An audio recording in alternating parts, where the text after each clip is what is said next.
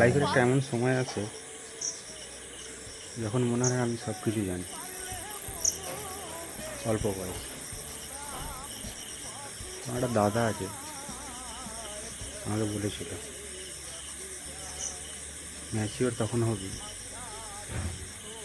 যখন দেখবি সব জিনিস এক্সপ্লেন করতে যাবি না, চুপ হয়ে যাবে, তখন বুঝবি ম্যাচিওরিটি হিট করছে।